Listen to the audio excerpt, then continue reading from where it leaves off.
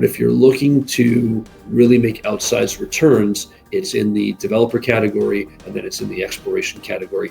And as this market matures, you have the trickle down effect from the metal to the royalty companies, to the producers, and then down. And then once you have the explore codes in bull territory, and a great exchange to monitor where capital flows are and where interest is in the sector, is the TSX Venture Exchange. My point to you is the Venture Exchange just broke out. It just broke out.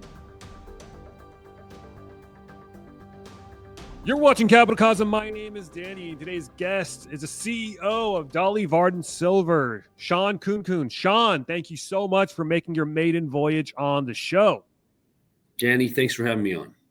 Yeah, it's a total pleasure. For people who may not know who you are, though, Shawn, give us a little bit of a background on your journey up until this point, and tell us about Dolly Varden Silver and what makes it, why you think it's a unique silver stock. And you also have gold resources as well, I believe. So yeah, I'll let you take it from here. Okay, right on. So look, starting with myself, born and raised in Vancouver, BC, Canada, got into the mining industry in my early 20s. And I've been around gold my entire life, being the son of two Indian immigrants. The idea of using gold as a store of value and something to pass on to future generations is something that, has been an idea around my family for generations. So when I naturally went into the mining industry and have focused the last 22 years on precious metals mining, I've got a lot of experience around exploration, development, and production. And, my role within this organization is I've built up relationships with institutional investors, investors that your audience would know, like Eric Sprott, companies like Hecla Mining, which is America's #1 silver miner. And so we've leveraged, decades of relationships. Next to me here in the office is a very well-known mining entrepreneur, Frank Justra, who has built some of the biggest mining companies. The building blocks of what is Newmont today, Frank had created. The building blocks of what is Wheaton Precious Metals today was a Frank Justra idea. So I've surrounded myself, half the battle in life and in business is just being around people that help move you ahead in life. And so I've been very, very fortunate to surround myself with brilliant scientists and really, really strong company builders. And I've taken all of that information, those relationships, the experiences I've had. And when I came across Dolly Varden, and the story of Dolly Varden is an incredible story. Just behind me here is actually a certificate when the company first listed its shares on the Canadian Stock Exchange. Yeah, and coincidentally, it was listed on the same day my daughter was born, which is, I find, an interesting piece of history. But the bottom line is, the Dolly Varden silver mine goes back 100 years. It was the richest silver mine in the British Empire. It was Canada's third largest silver producer. It's got this strong, rich history. And what I've done is I've taken a lot of capital. So I've taken about $120 million of capital from myself, my network, institutions, corporates, and we are putting some of the smartest scientists in the world with some of the newest technology and with the ample capital to try to unlock more discoveries. My strategy, Danny, is when I started this journey at Dolly 5 years ago, the price of silver was half of what it is today. And my strategy was not to rush in and start pulling metal out of the ground and selling it and giving it away for $16. It was, let's understand what it is we have. Let's grow the resource through exploration, through acquisition. And once that we believe silver was getting fair market value, and once we've unlocked the discovery potential and proven up a significant resource, the strategy was the company was going to be worth a lot more than it was. And how that's played out is we started at a $20 million valuation. Today, the company is valued at over $320 million. So we're starting to see that realization. But for any of your viewers who are new to silver stocks, to the silver mining industry, to silver itself, if you look back historically, and you don't have to go far, go back 40 or 50 years, there is a tremendous correlation between the price of silver and silver stocks. And what we've traditionally seen as we go into bull markets for the metal, the silver stocks dramatically outperform the metal. And so what Dolly Varden represents to me is it's a silver bank. It's high-grade silver in a safe jurisdiction, owned and run by industry professionals. Yeah. So let's touch on the silver market here for a second. We'll circle back to Dolly Varden. We'll make a complete a full 360 here. But what is your overall take on the silver market right now? Is the gold market has been making new all-time highs? It's seemingly on fire. The LBMA is getting emptied out. Their deliveries are being stretched out to 4 to 8 weeks now, to which took a fraction of the time of that. But on the silver side, we're still kind of slowly moving higher. We're at a little over 32.50 at the moment. But what do you make of the current silver market? It's a great question. I was sitting at the dinner table with my 16-year-old last night, and he asked me, "Dad, what's silver doing?" And so we pulled up a chart and we looked at, from call it April of last year to today, silver's up about 45%. And so, it seems like it's quiet. It seems like it's underperforming, but the actual fact is this asset class is up 50% since the spring of last year. And the reason for that is really, really, really interesting. Silver was predominantly used in industry for really, just one application in the majority of the use. It was in the photography, right? And that has now become obsolete with digital cameras and people not printing pictures like they used to. And so what's taken up the slack is EVs. It's solar panels. And we've gone, so 100 years ago, only 10% of all silver mined was used in industry. Today, that 10% number is 55%. So industry needs silver, and that use is growing, And so at the same time, the biggest moves historically for silver have come on the back of bull markets for gold. It's very, very simple. Gold is for kings. Silver's for gentlemen. There's a lot more gentlemen than there are kings. So when the kings are out there buying gold, and today, we have central banks and we have billionaire investors that are going out and they're trying to protect themselves through the money printing, through the inflation, by buying gold, which is now seen as a tier one asset. So gold has gone up to a record high in every single currency under the sun. And there's no end in sight with the printing and, the debt and the deficit spending and servicing of all those things. So, that trend will continue, and gold is scarce. One of the reasons it is, a top asset in the world and has been for the last 5,000 years is because of all those scarcity attributes and many other factors. But the bottom line is really simply, if we go back to times in history, and again, we don't have to go back beyond the last 50 years, when the gold price moves to a record high, 1980, 2011, silver outperforms. And what today's market is telling me is gold's got a lot further to go because silver's still lagging.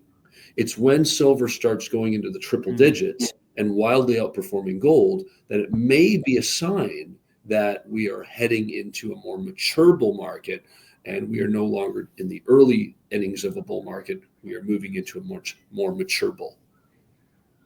Yeah, so what you're saying is that despite this 2,900 handle on the price of gold, we're still in early innings nonetheless, because silver has yet to really catch a bit. Sure, it's up on multi-year highs, but on an all-time basis, I believe it's still a little over 35% down from its all-time high.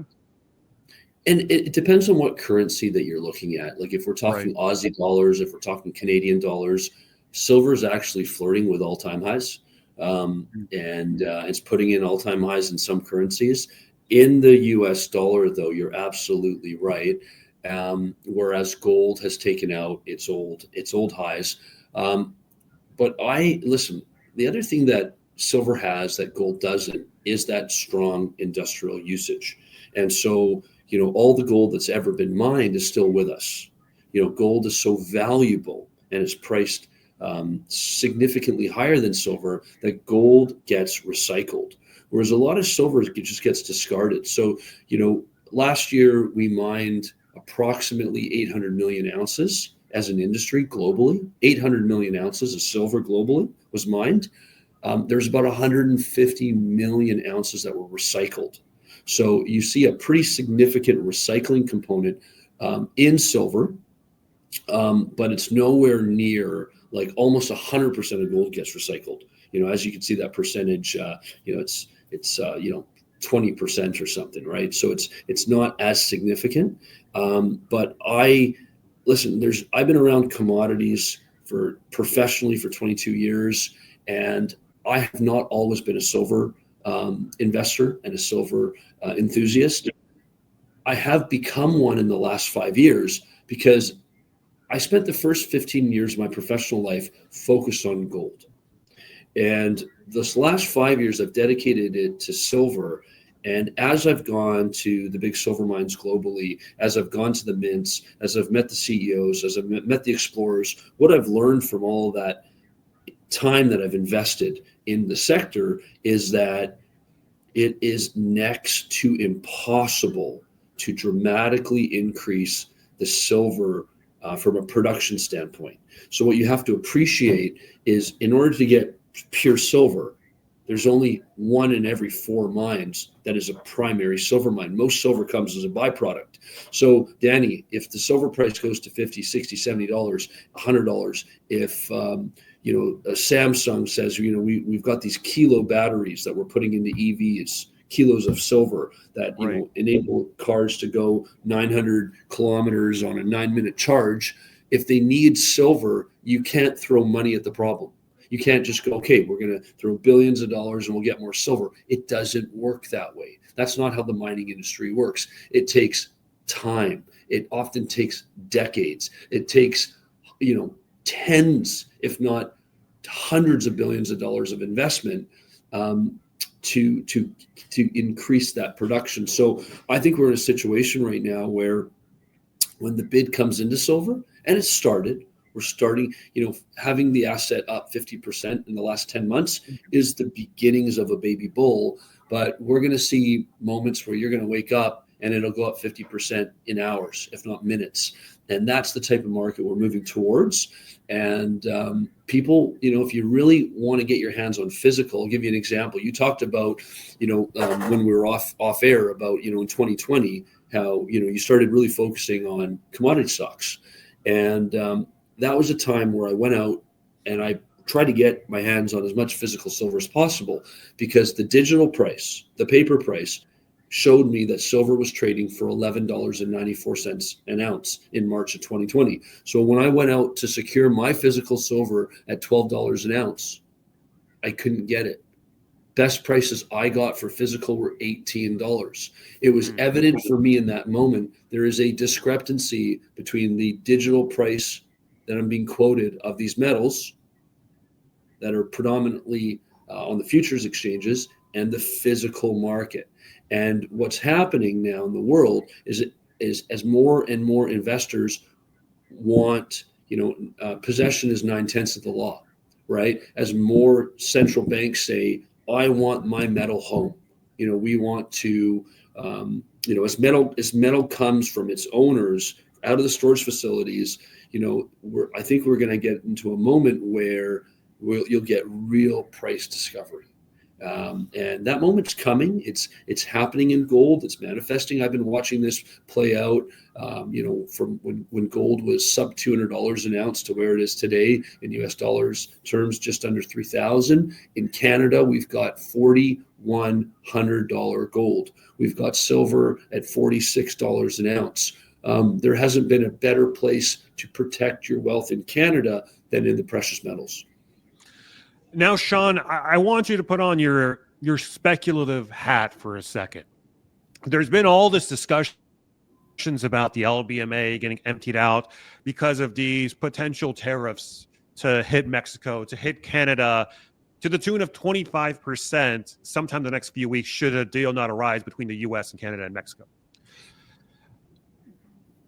Is this an adequate explanation to what is transpiring at the LBMA?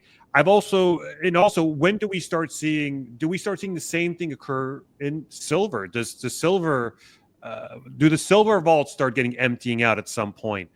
Is this a ploy to get as much of the gold and silver into the United States to kind of build a monetary fortress, let's say? Because you kind of hear these talks about gold revaluation, silver revaluation on the balance sheet of the U.S. Treasury every few years, here and there, but it hasn't seemed as real as it does now. I spoke to a good friend of mine, Ed Steer, on it the other day, and he said the exact same thing. This idea comes up from time to time to revalue gold back to, from $42 to what it's on the balance sheet to fair market price, which would be $29.50 today. On the silver side of things, if you look at the balance sheet, the U.S. balance sheet currently, the U.S. Treasury balance sheet currently has silver priced at $1.29. So that would be pretty much a 30x multiple to the price of silver on the U.S. balance sheet. And then once you do that, you effectively create a base. Silver, if silver is 30 some odd dollars on the U.S. balance sheet, does that mean that it can no longer get below that price? Do you create a sort of a bench, a base, so to speak, for the price of silver? How do you see silver playing out from a geopolitical standpoint as we're seeing this deglobalization take place? Every country is starting to kind of bring everything back internally, and in the same way that globalization was deflationary, deglobalization ergo would be inflationary, because there's less trade being done, there's tariffs and all this other stuff.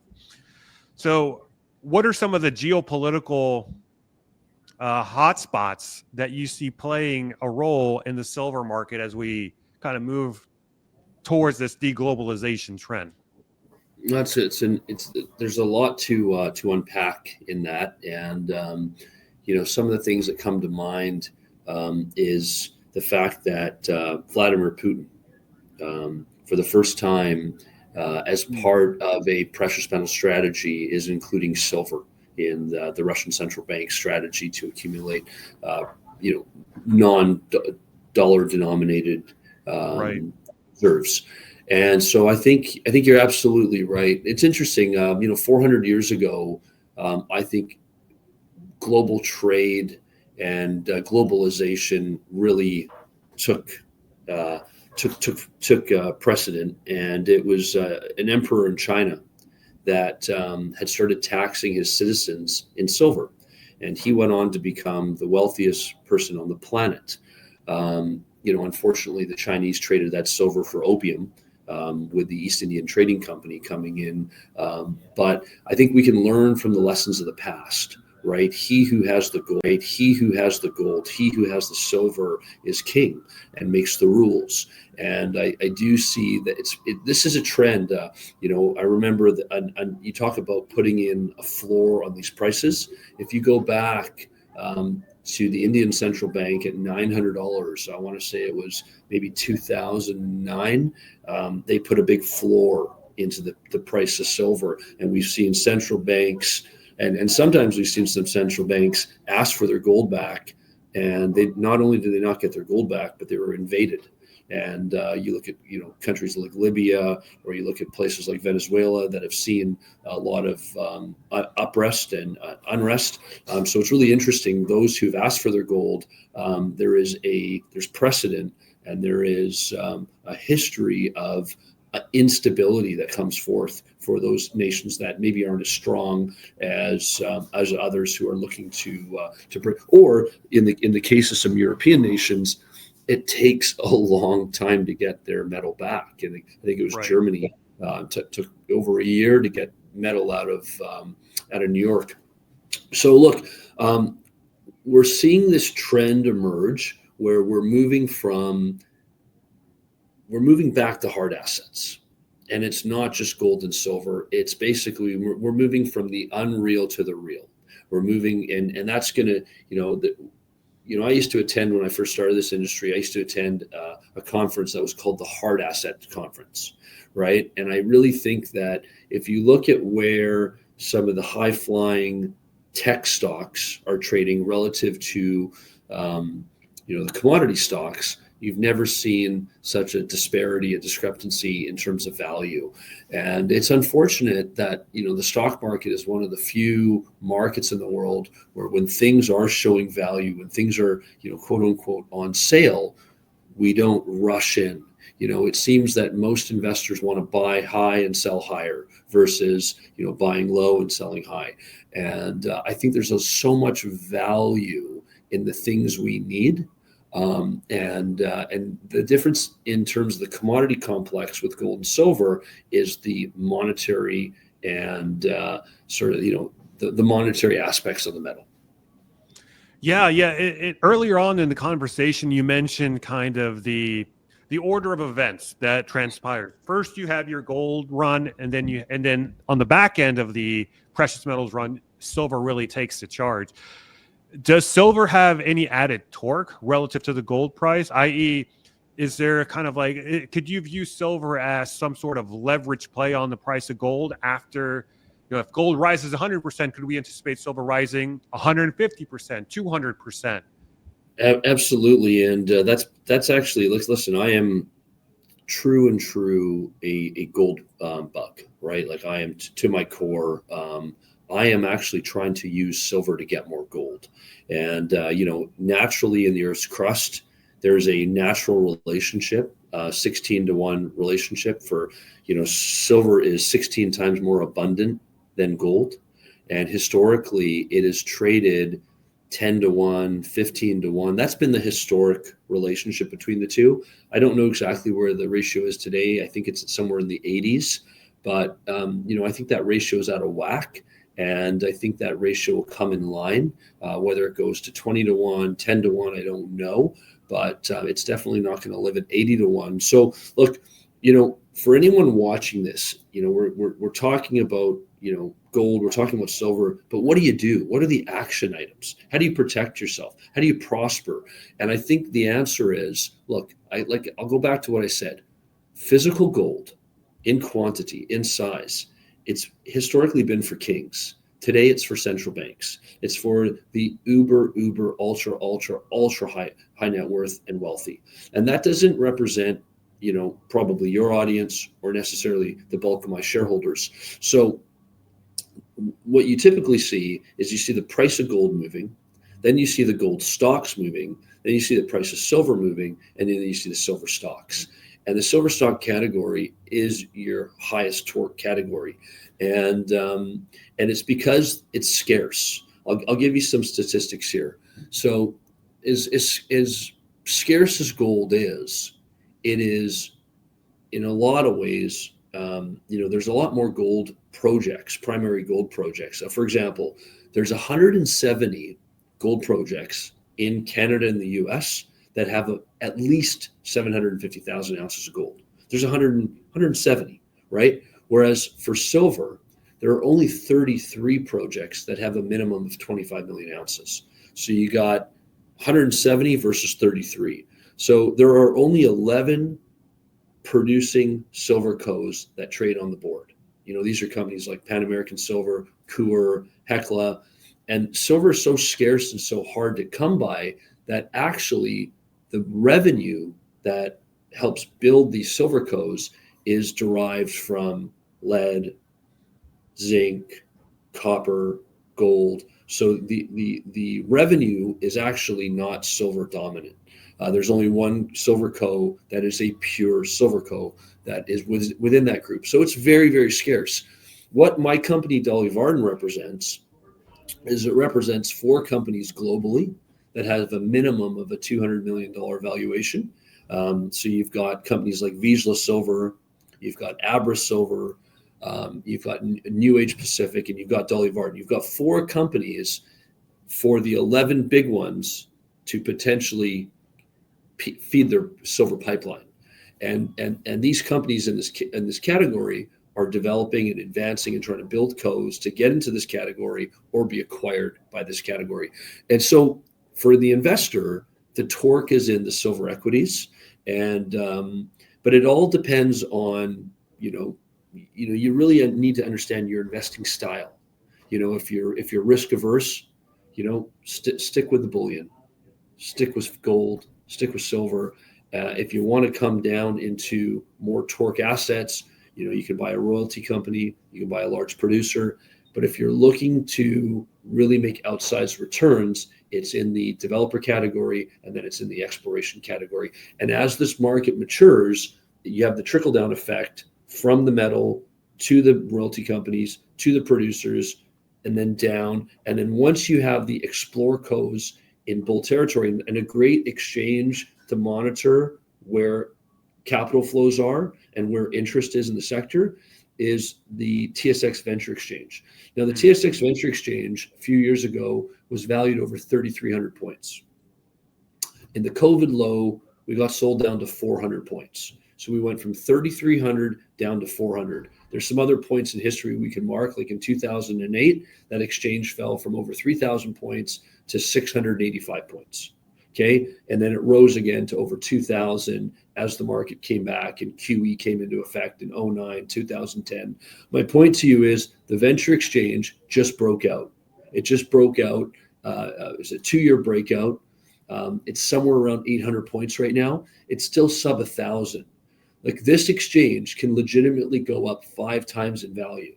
And when you start to see it double, triple, quadruple, quintuple in price, that's another indicator. Just like triple digit silver will be an indicator that we're in a mature market, and you should move from being a buyer to taking some profits.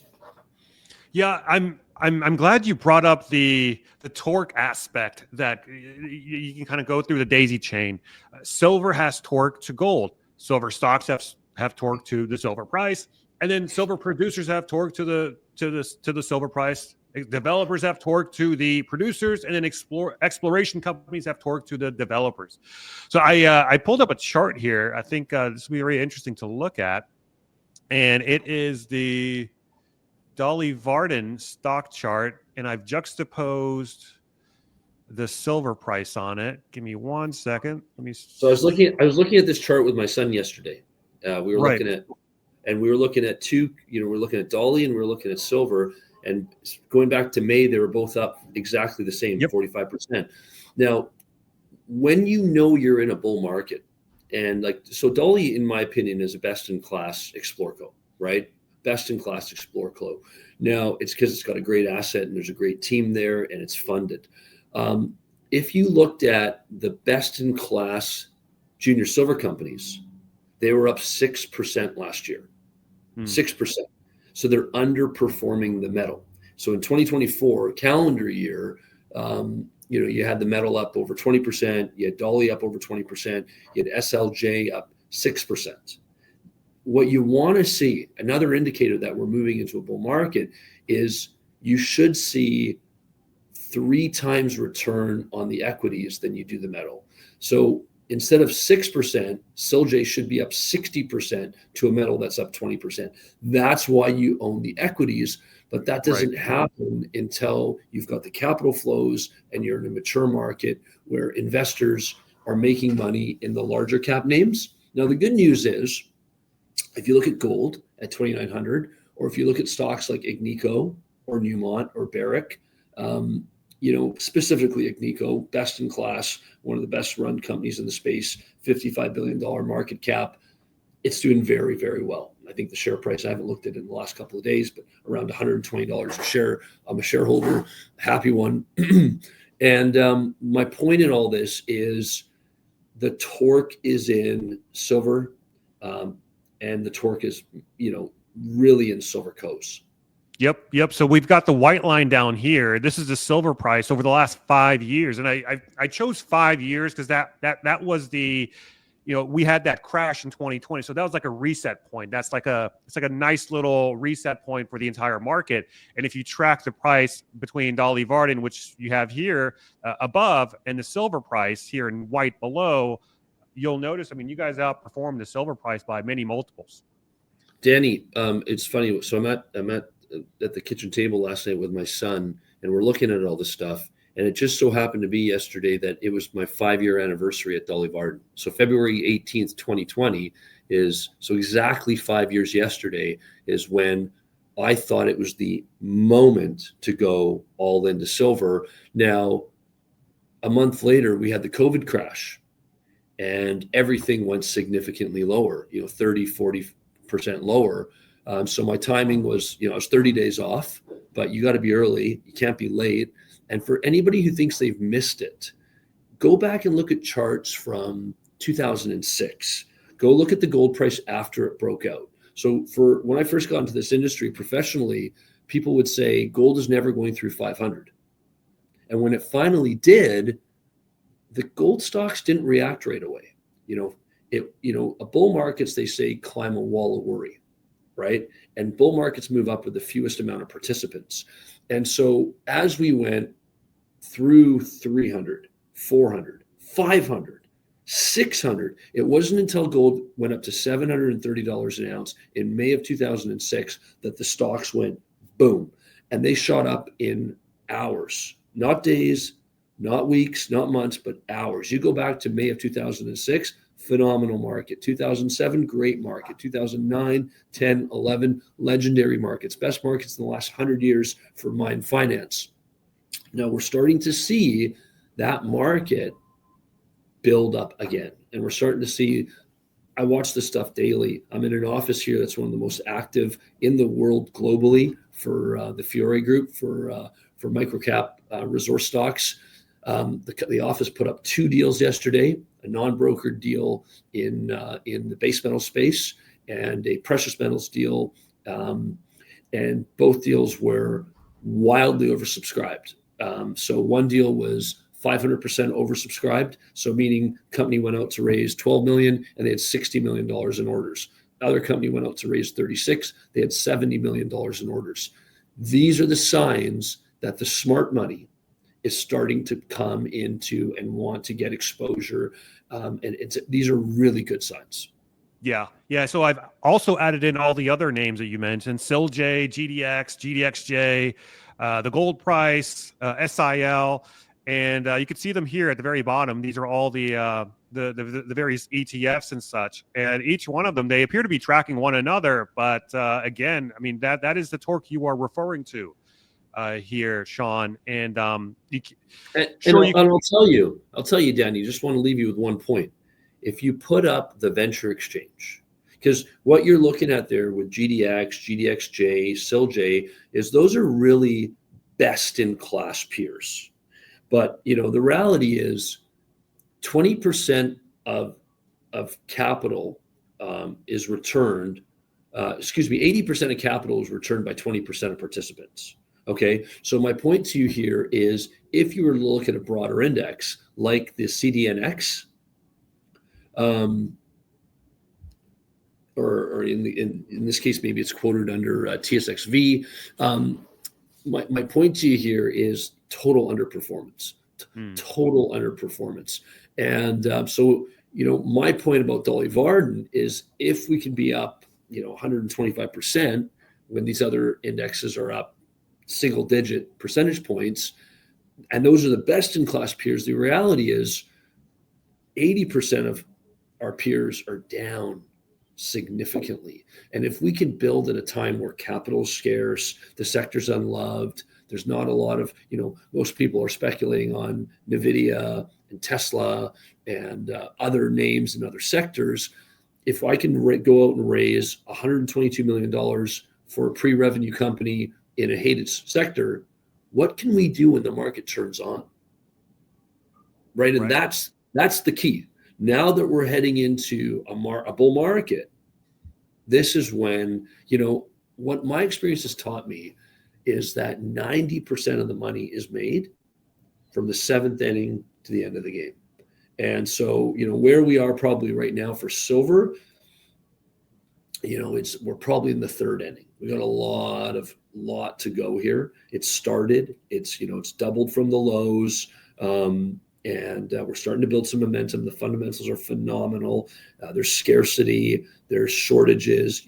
Every year for the last 4 years, we've had 250 million ounce deficits, and that's in a market where you didn't have positive price momentum in it. And going back to some of my earlier comments, most investors are chasing. Most investors are herd investing, and very few investors take the alligator approach to investing, which is being right, sitting tight, being early, and waiting for a thesis to play out.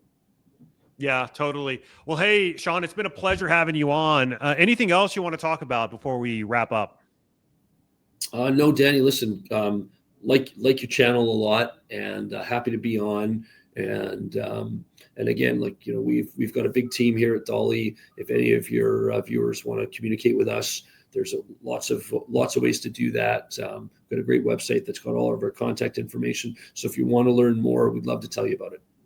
Yep, we'll have the website down below. We also have the ticker symbol somewhere on the screen here as well. So if you guys are interested, be sure to check out the website and check out the ticker symbols there. Shawn, thank you so much for coming on, my friend. Anything, any other things you want to plug before we sign off? No, that's it. It's we're focused on Dolly Varden here. All right, awesome. Well, hey, if you guys enjoyed this program, be sure to give us a like and subscribe to the channel if you haven't already, so you don't miss an episode. Also, go Shawn, go in the comments section if you agreed with Shawn's analysis. If you disagreed with anything, do let me know. I do read the comments, so I am interested in getting your takes here, guys. And then, yeah, thank you guys so much for watching, and I will catch you in the next episode. Bye, y'all.